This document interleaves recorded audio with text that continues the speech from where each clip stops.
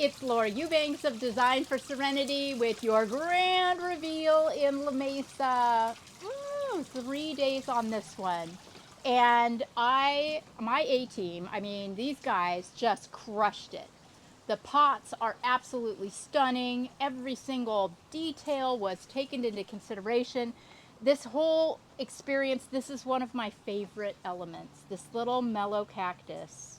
This was kind of a happy accident with the pot, but check out the geometric shape against the shape of the cactus, the colors. I mean, that is just, that's art in the I could honestly just meditate on that all day long. But alas, there's so much to see. So many of these, well, all of the pots were here. There were over 20, between 20 and 30 pots. And so I shopped at Oasis Water Efficient, Owl's Botanic Wonders, and Oasis and Owls. Yeah, Oasis and Owls for small things to, and interesting things to pop into the pots. The idea being more specimens and less floofies so that she would have less maintenance. But our client, Carol, has the knack. Some of these pots don't even have irrigate or don't have a drainage hole, and yet she managed to keep them going, which is tricky. I promised her that we would upgrade her dry stream bed, and did we ever. This was a community effort by Hannah and Greg, with a cameo from time to time from me. But for the most part, it was all these guys. And what we did was basically up top side there, we just added additional colorful river rock and moved some of the rubble around to create a little more depth and interest. Hannah crushed the planting up there. This is a real hot spot in the garden, and that was fun here too, is to consider all the different microclimates, of which there are so many. Our client is, as I said to you before, brand new to cactus, and she is loving a cactus. This little tapestry area here, I worked on, and I got a little lost in the sauce yesterday, or 2 days ago, when we were last here, and I had to step away from it. And that's what you do. If you get a little overwhelmed or you just lose your way, step away, do something else, and come back. Today, it spoke to me, and I was able to finish it up in about 20 minutes. We can see that we top dress with burgundy 3/4 inch lava rock, which with all this tropical resort vibes going on is perfect. Here's the rest of this dry stream and dry stream planting. You know, it's subtle what they did, but Greg built this up with soil right here and rearranged some of the larger rock. We didn't bring any big rock in here except for a couple little pieces of lava boulder. But for the most part, we worked with what she already had, and it's just so much more intentional. This this sunny side over here just absolutely pops, and I love those sun-loving bromeliads. Those were all spread out in the yard, and we just staged them all together. All of her Fred Ives got pressed back into service. That's a phenomenal plant. We can show them the deck here too, right? We did the spiralis and the pilos, just blew those out with fiberglass just for drama. This is, you know, I'm thinking too about how traveled the areas are, you know, what's going to be seen the most, and paying special attention. But every detail, right? You know, Terry's iteration here, many of these plants were already in the pot.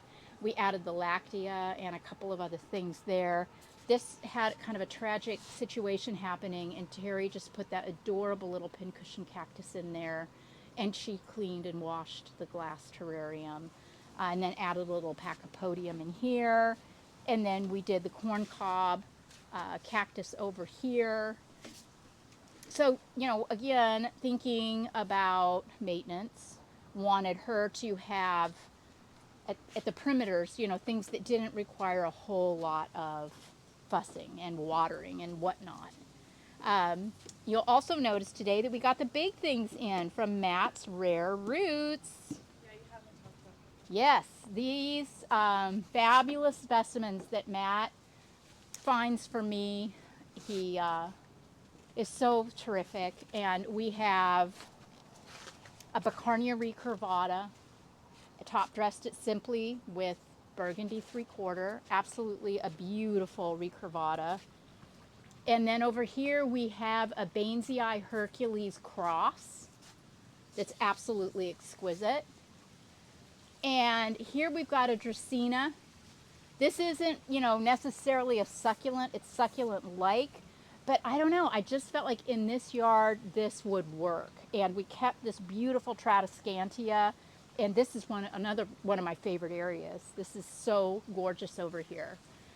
This little red pot here we blew out with one of the Altman plants, new introduction, agave variegate. Absolutely show-stopping. The triangle palm we left, although this will have to be considered before too much time passes because it's getting really root bound, but it still looks good, so we left it. This little pot was the only one in the whole garden that stayed original. It was fine. There's nothing wrong with that, so we just let it ride. We have a beautiful Yucca rostrata over here with a little pharaoh cactus just for fun. She really liked the pharaoh cactus and thought it was very interesting, so we just popped that in there for her.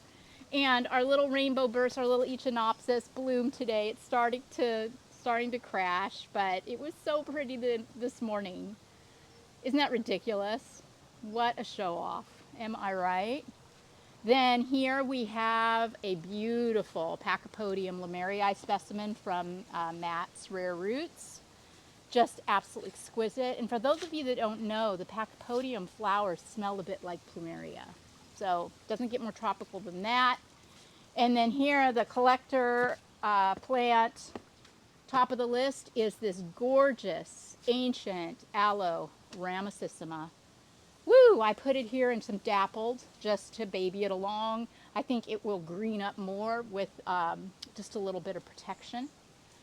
We have the grotto. Oh my gosh, this is so awesome. Greg worked really hard in here doing micro sprays everywhere.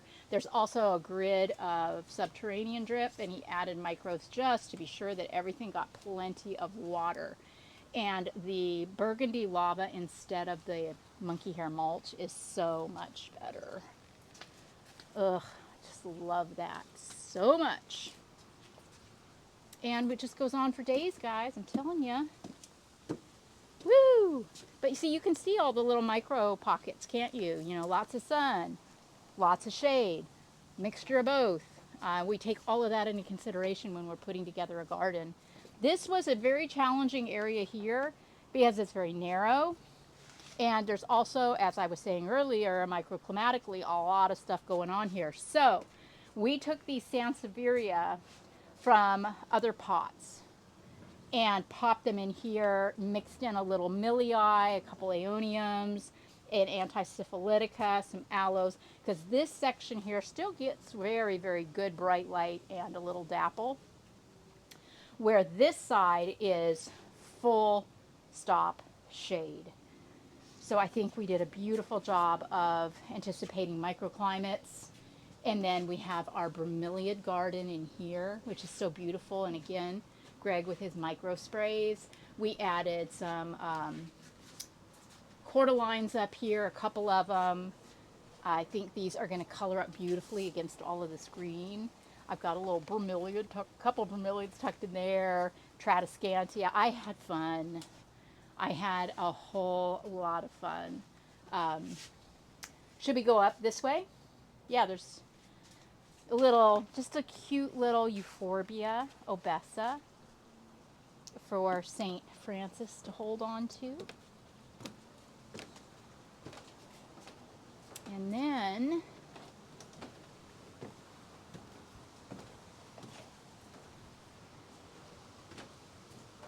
her only note to me, I had a Euphorbia, a single Euphorbia snowflake in this pot. And, you know, I know that in time that thing's going to grow and be an absolute showstopper.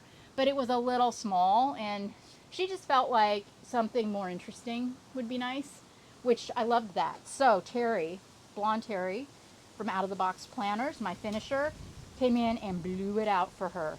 This is the pot, pretty much the only one we did other than the pots above the water feature, where we used just a ton of soft succulents. This is absolutely exquisite. I think I showed you guys these yesterday, but Terry really hit it out of the park. It's Terry and Mel up here. Terry and Mel, yeah, just absolutely exquisite work. The eye to detail. I mean, look, she actually picked white fiberglass out of a mixed bag to pop in there with those little echeveria.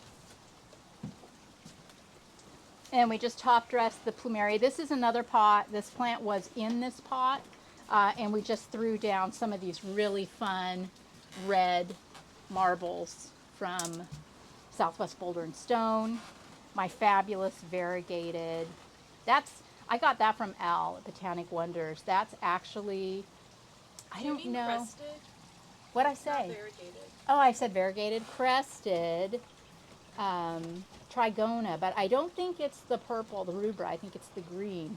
But check out the cresting on that. That's so interesting. So that brings us back to here. We have a couple of more beautiful cactus pots that Terry and Mel did with beautiful cactus from Al at Botanic Wonders. So, oh my gosh, this was such an incredible labor of love.